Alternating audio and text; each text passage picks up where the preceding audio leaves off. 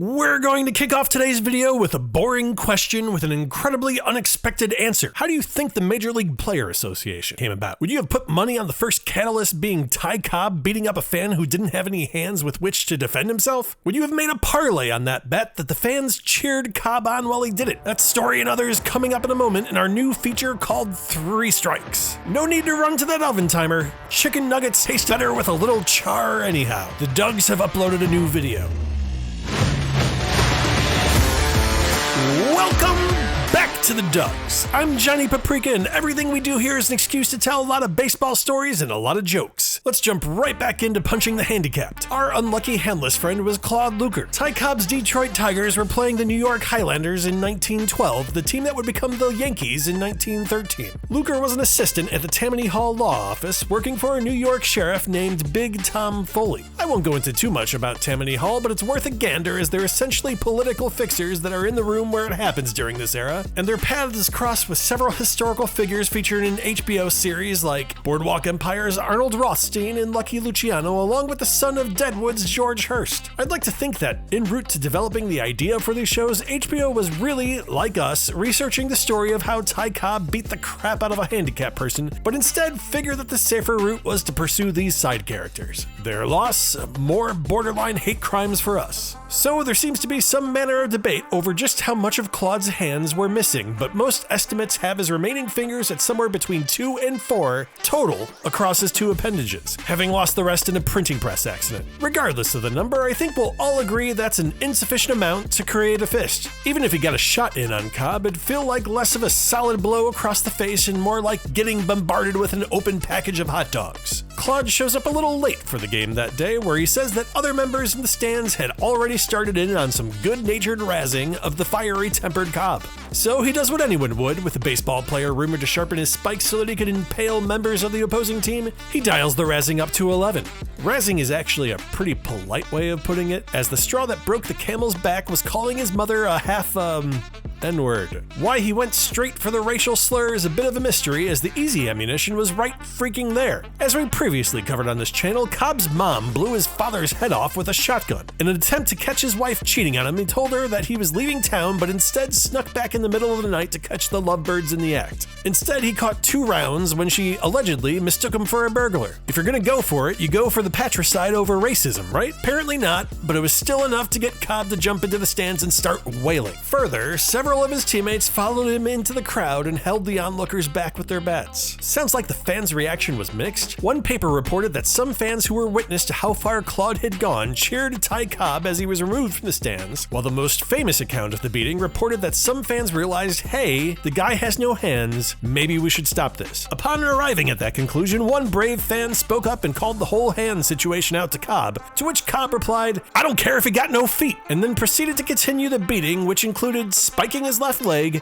kicking him in his side, and booting him behind his left ear. There seems to be some disagreement over why the racist remark upset Cobb to this level. We're talking early 1900s here, so the racial climate isn't at its greatest in baseball, as Jackie Robinson is still several decades away from breaking the color barrier. Many sources that I encountered assumed that the insinuation of being mixed race was one of the worst insults you could lob at a player at the time, and that's why Cobb started slapping the handless. However, there seems to be a growing sense that Cobb was misunderstood. Everyone seems to agree that he's not the nicest of guys, but he wasn't necessarily a racist. He was one of the first players to step up and support the reintegration of black players into baseball, saying that they should be welcomed wholeheartedly and not grudgingly. His parents were also said to be pretty progressive, and while you can't exactly get much out of Mr. Cobb after his wife blew his head off with a shotgun, the fact that she was willing to do so in order to supposedly continue her extramarital affairs certainly has a hint of strong independent woman to it. Back in the stands, they eventually separated the two, or to be more accurate, Cobb was eventually pilled off the flipper man, and a member of the crowd exclaimed, "My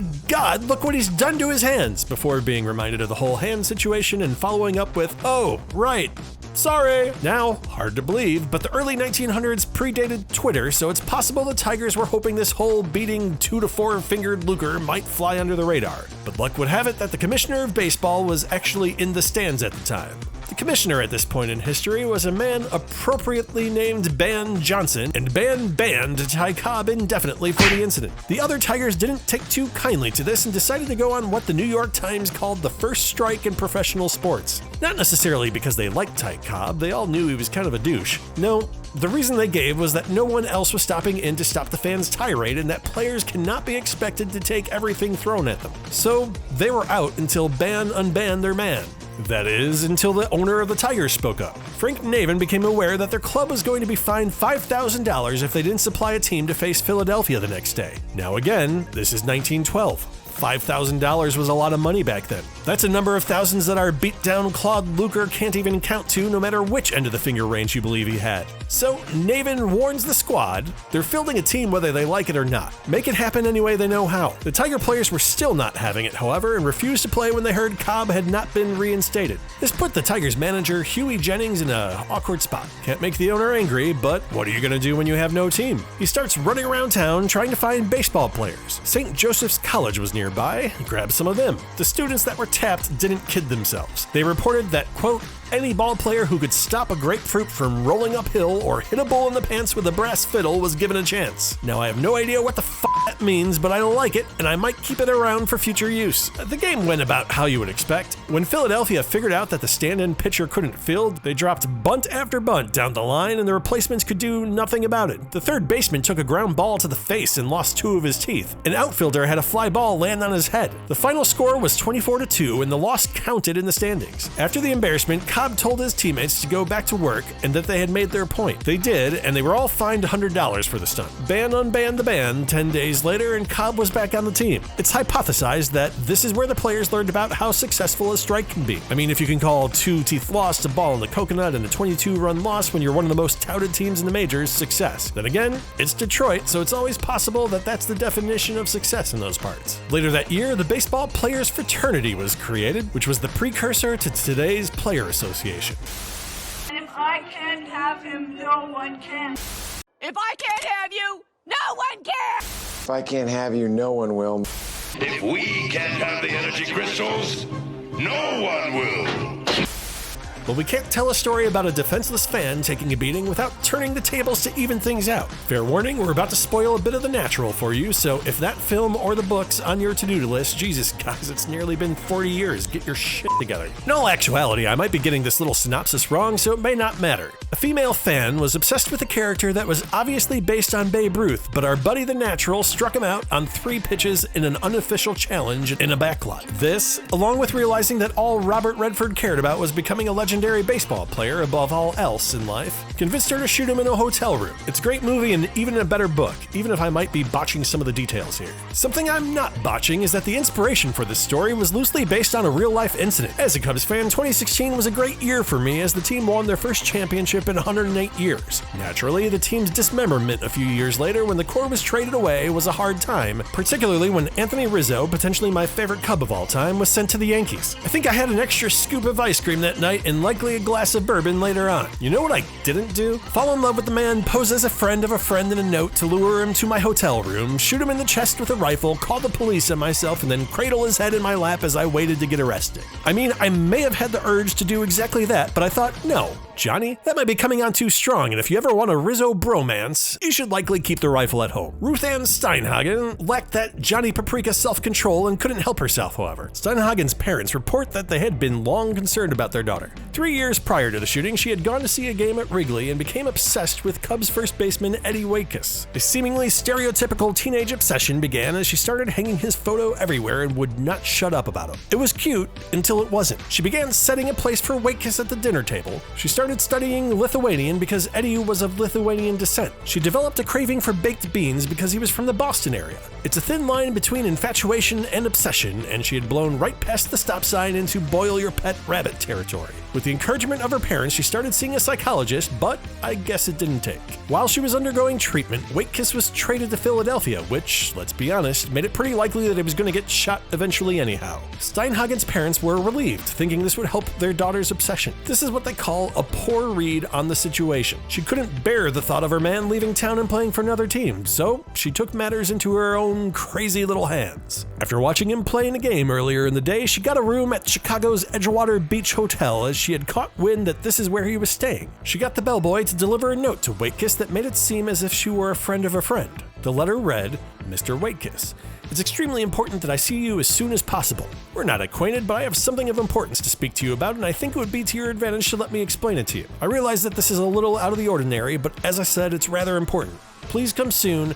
I won't take up much of your time, I promise." She closed the letter, giving the name of Ruth Ann Burns. Now, this is where the story begins to diverge a bit, which I think is what naturally happens when you want to give a guy that's just been shot a break and insert some doubt that he wasn't off to try and stick his dick in crazy. The more innocent explanation was that he was actually dating a Ruth Ann Burns and he thought the letter was from her or a friend of hers. The Sunday Gazette Mail also seconds this theory, saying that he at least knew someone with the last name of Burns, so they were giving him the benefit of the doubt. Unfortunately, Waitkiss' own son followed these innocent explanations with the possibility that Waitkiss thought he may, and I quote, "have a hot honey on the line." Sold out by his own flesh and blood. Once again, details on what happened next are mixed, but that's to be expected when the two parties are overly attached girlfriend and a man that got blasted by his potential one-night stand. She either said, "You're not gonna bother me anymore," or "If I can't have you, no one can." Or, "I've got a surprise for you," and then retrieved the rifle and fired a shot into the first baseman's chest. She called down to the front desk to let them know she had just shot a man. Oh, and if they had any of those hypoallergenic pillows, that would be just,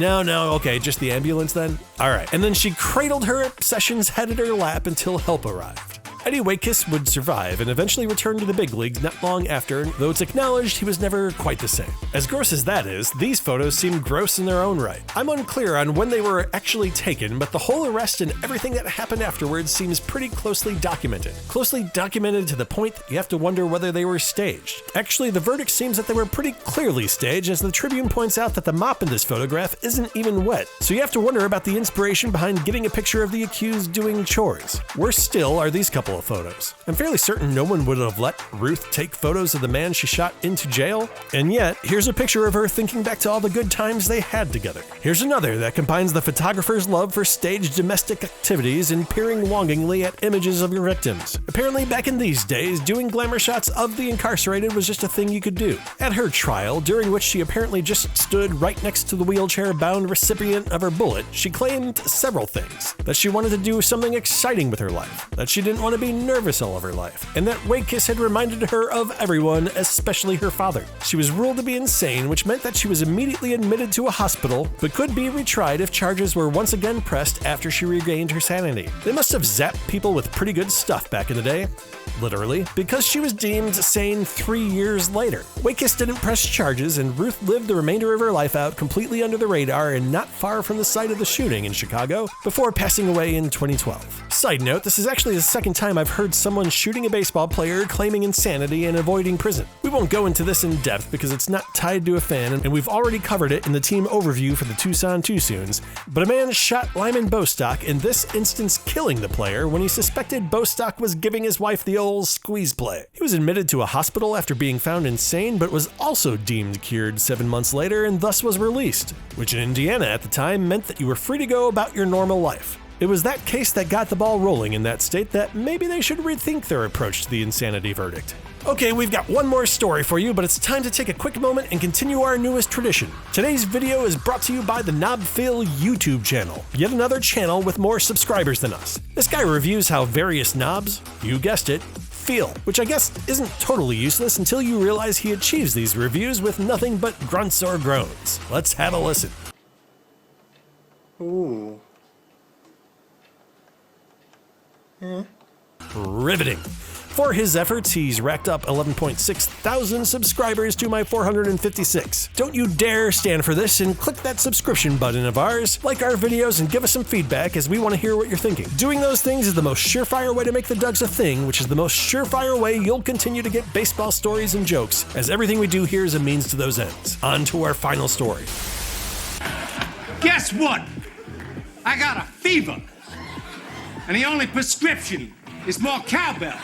Ebbets Field sounded like a noisy place. On top of the Brooklyn Dodgers games that were going on there, it seems that it also may have been the birthplace of celebrating your preferred team by just making a crap ton of noise any way you knew how. One such gaggle of noisemakers were called the Brooklyn Symphony, or to be more accurate, the Brooklyn Symphony. The New York Times described the band as something like a herd of elephants with whooping cough. The band had its origins in Carmine Shorty Larice, who, I don't know, might have been a pimp. He's described as being known for his silk hat, frock coat, and orange pantaloons, and was constantly in motion, usually doing his characteristic jitterbug. For you youngsters out there, the jitterbug was the floss of its day, only it was actually f***ing dancing. From Carmine, the rest of the band came together in the only way it could, through just winging it. In his own words, back in '37, I'm sitting in my seat at Ebbets Field, the same seat I got for 28 years, Section 8, Row 12 on the aisle, and I'm whistling through the megaphone like I always do when I runs into this other guy, a drummer, and that's the beginning of the band. It don't take much to start things up in that Section 8 at the ballpark, you know. Pretty soon I got myself a band.